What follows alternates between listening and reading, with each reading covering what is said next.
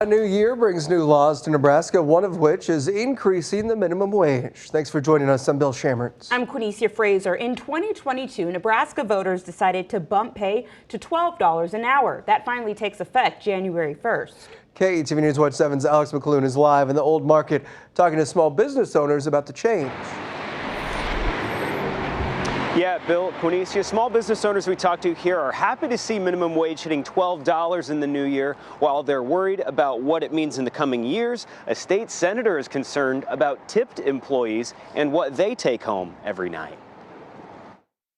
Living wage is important. Employees who help customers at Homer's are mostly young, single people in college. Many of them are, in a roommate situation, so they're not trying to make it completely on their own on a $12 an hour minimum wage. The general manager welcomes the $12 minimum wage next year, up to $13.50 in 2025 and $15 in 2026.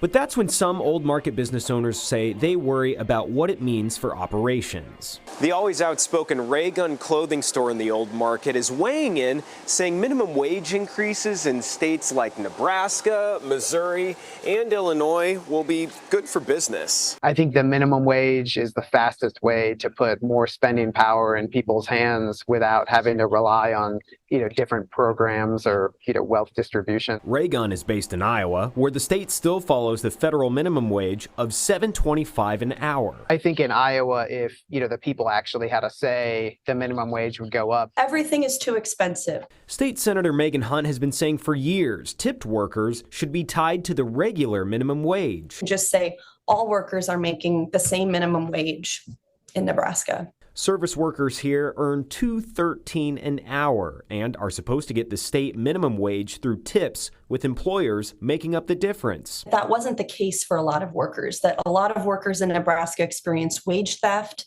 that they don't get paid the full amount that they're entitled to as workers. For Homers, it helps when customers are into the groove of vinyl records. This is a lucky time in our industry. Business owners like Ray Gun say the increased minimum wage will help boost consumer spending and employee hiring and retention, while others are worried about what it means when minimum wage increases up to $15 in 2026.